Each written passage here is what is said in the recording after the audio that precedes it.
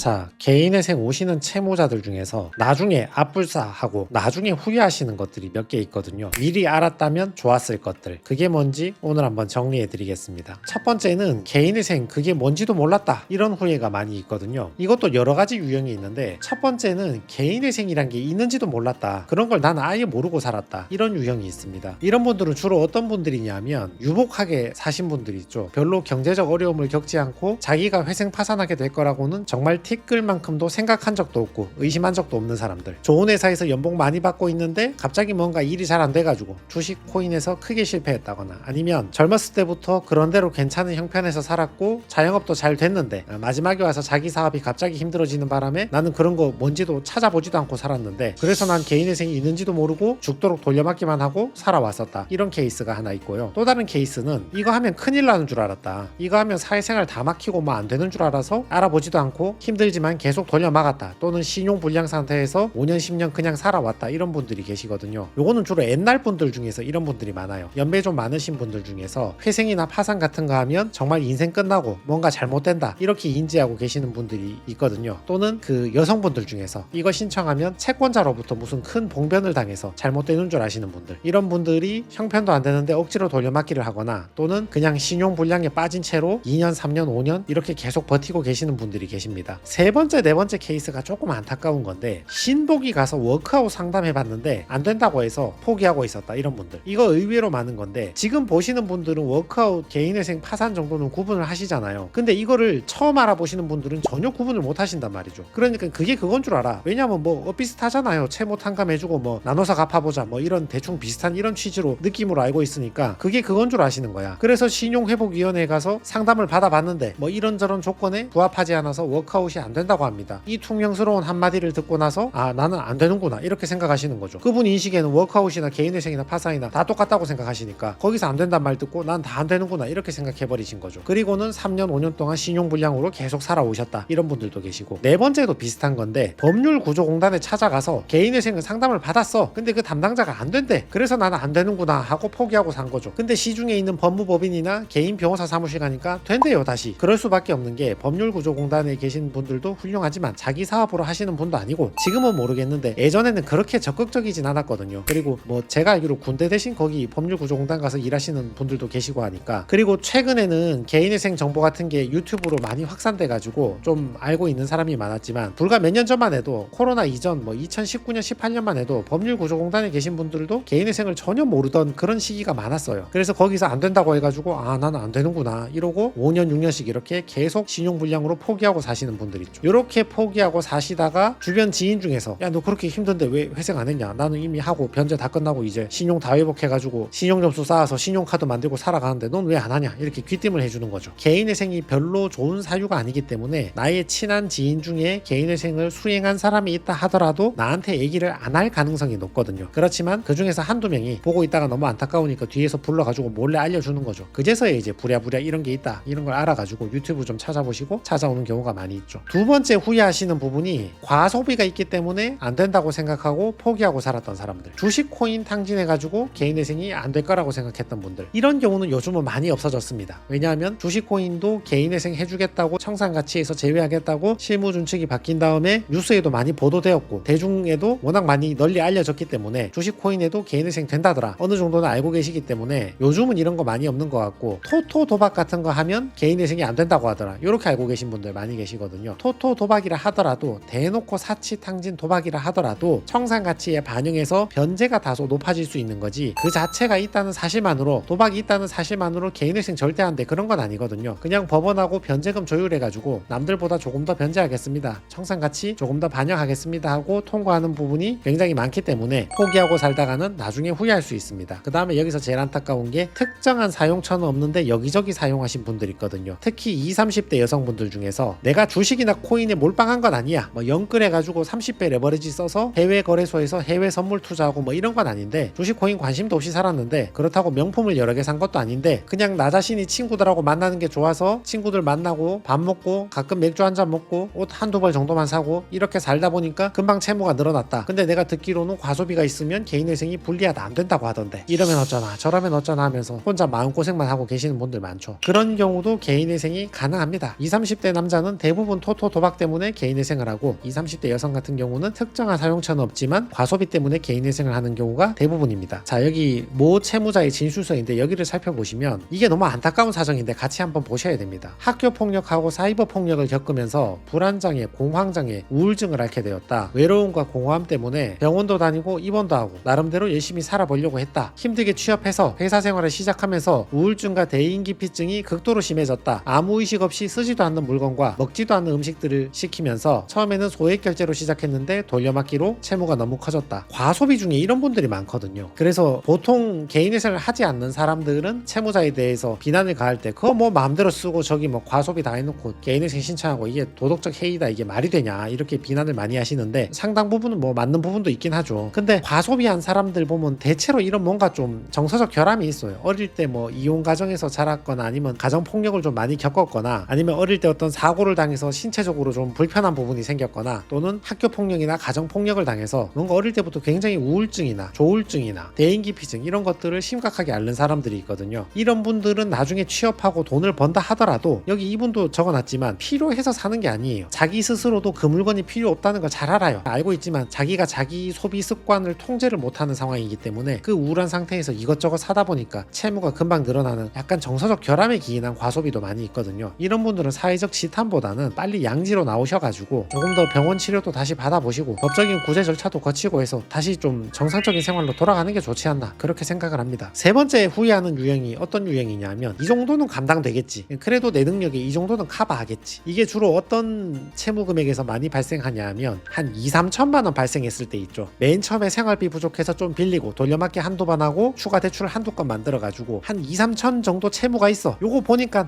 약간 부담스럽긴 하지만 한편으로는 좀 만만하기도 하거든요. 내가 월급 받아가지고 2, 3천 돌려막기 하면서 생활비 좀 쓰면서 조금만 허리띠를 졸라매어 보면 2, 3천 정도는 내가 시간만 지나면 커버할 수 있겠지라고 생각을 하는데, 채무자들은 빚만 갚는 게 아니라 나의 생활비도 써야 되잖아요. 요즘같이 고물가 시대에 월급을 아주 많이 받지 않는 이상 생활비 쓰면 남는 게 그렇게 많이 없단 말이죠. 근데 돌려막기를 하려고 하면 쉽지 않은 거예요. 근데 그 사이에 병원비나 경조사나 교통사고 같은 거 예상치 못한 지출이 한두 건 뻥뻥 터지기 시작하면 돌려막기 실패해버리고 추가 대출을 더 땡겨야 돼요. 그러면 2, 3천만 원을 줄이지는 못할 망정 4천, 5천으로 금방 늘어난다니까요. 지금 이거 보시는 여러분이 해보셨잖아요. 2, 3천만 원 그 정도 뭐나 돌려막기 하지 뭐. 그러다가 지금 7, 8천만 원 됐잖아요. 돌려막기를 해보면 생각보다 채무가 금방 늘어납니다. 채무 8천만 원, 1억 이 정도 발생하신 분들도 오셔서 다들 탄식을 하시거든요. 자기가 돌이켜보면 1억을 쓴 적이 없는 거야. 실제로 자기가 쓴 거는 한 2천만 원, 3천만 원 밖에 안 되고 정말 인간으로서 최소한의 생활, 월세 내고 밥 먹고 산 거밖에 없는데 돌려막고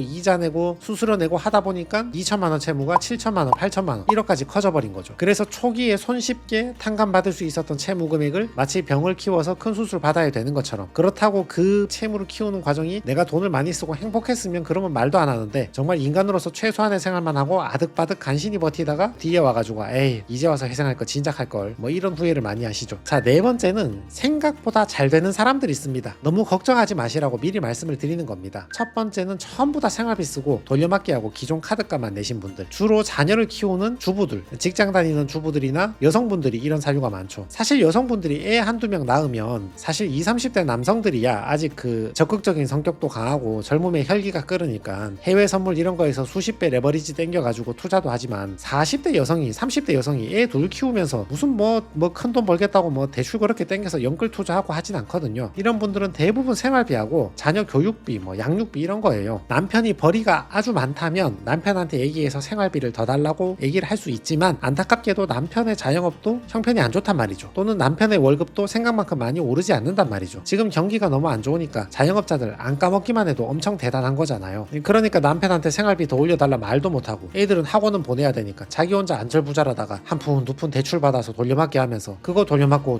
하다 보니까 채무가 7천만 원, 8천만 원 이렇게 엄청 커지신 분들이 있죠. 이런 분들은 특별히 사치탕진을 하지 않은 사람들이기 때문에 진행하면 결과가 잘 될 가능성이 매우 높습니다. 그리고 또 하나의 사유가 다소 탕진한 사유가 있긴 한데 20대 젊은 사람들, 20대 남성은 코인 해외 선물 많고 20대 여성은 과소비가 많잖아요. 사실 20대에 아직 결혼도 안 했고 애도 없는데 내가 어디 가서 최저시급만 받아도 검소하게만 살면 채무가 발생할 가능성은 적거든요. 근데 갑자기 채무가 많이 생겼다 그러면 코인을 했든 토토를 했든 약간 과소비를 했든 뭔가 하긴 했단 말이죠. 과소비가 있어서 어떡하나 어쩌나 저쩌나 걱정이 많은데 근데 20대들은 생각보다 법원에서 잘해줍니다. 됩니다. 어떻게든 빨리빨리 채무를 탕감받아가지고 사회에 복귀를 시켜야 되기 때문에 법원에서 생각보다 잘 해줍니다. 그리고 또 하나의 유형은 고령층. 직업이 아예 없으면 파산을 고민해야 되는데 그래도 고령층이라 해도 아파트 관리 사무실에서 일한다거나 자기 나름대로 일자리가 있는 분들이 상당수 있단 말이죠. 근데 그 월급이 많지가 않죠. 고령층은 월급이 좀 적다고 하더라도 채무가 좀 많다고 하더라도 법원에서 보면 더 이상 돈을 벌기 쉽지 않을 것이구나, 기대치가 크지 않기 때문에 이런 분들도 개인회생으로 잘 되십니다. 20대 여성분 변제 계획안 예시입니다. 24개월 변제해서 총 1,800만 원을 변제하는 걸로 개시 결정을 받았거든요. 자, 오랜만에 다시 한번 봅시다. 남들은 3년 변제를 하는데 2년 만에 변제를 빨리 끝낼 수 있는 사람들 6가지 경우가 있거든요. 다들 보면 보득 활동하기가 쉽지 않은 사람이나 정책적으로 사회 복귀를 빨리 시켜줘야 되는 사람들입니다. 첫 번째는 65세 이상 노인, 두 번째는 중증의 장애인, 세 번째는 30세 미만의 청년, 네 번째는 2명 이상의 미성년자를 양육하는 부모님, 다섯 번째는 한부모 가정의 부모, 여섯 번째는 전세 사기 피해자로 인정받은 사람. 이렇게 6가지의 어디 한 군데에 해당한다면 남들 3년 변제할 거 3분의 2만 2년 변제하고 종결을 시킬 수 있습니다. 그렇지만 이것은 법원이 추가적으로 다른 탕진 사유가 있는지 없는지, 있다면 비율이 얼마인지, 최소 변제율이 어느 정도 나오는지 종합적으로 검토해서 재량으로 결정해 주는 것이지 의무적으로 무조건 2년 된다, 그 정도는 아닙니다. 방금 예시의 20대 여성분은 채무가 3,900인데 24개월만 변제해서 1,800 변제하고 나머지를 탕감받았습니다. 요 부분이 채무가 3,000이니까 내가 어떻게 해볼 수 있겠지라고 생각하면 아까 보셨지만 월급이 210만 원 정도 되잖아요. 210으로 생활비 쓰고 3,900 돌려막기가 안 된다니까요. 3,000 정도 뭐 어떻게 내가 한번 해보지 이렇게 생각하다가 저 3,000이 7,000까지 금방 늘어나는 거죠. 또는 내가 과소비가 있는데 개인회생이 안 되겠지 포기하고 이렇게 있다가 사태가 더 악화되는 경우가 있으니까 20대 청년들은 희망을 좀 가지셔도 됩니다. 참고로 저분은 보정 권고도 없었습니다. 24년 12월 19일에 신청해서 25년 2월 19일에 한 방에 개시 결정 받았습니다. 신청서 부속 서류 딱 제출하고 보정 권고 없이 한 번에 개시 결정 받았습니다. 20대는 상대적으로 좀 관대합니다. 자, 그래서 개인회생 상담하러 와서 그제서야 후회하는 사항들. 첫 번째는 개인회생 이게 뭔지도 몰랐다. 두 번째는 과소비니까 안 된다고 생각했다. 세 번째는 이 정도는 내 능력으로 커버하겠지, 감당되겠지라고 생각을 했다. 이 세 가지가 있고 참고로 생각보다 잘 되는 유형도 있으니까 워크아웃이든 개인회생이든 자기한테 적절하게 맞는 제도를 잘 활용을 해봅시다.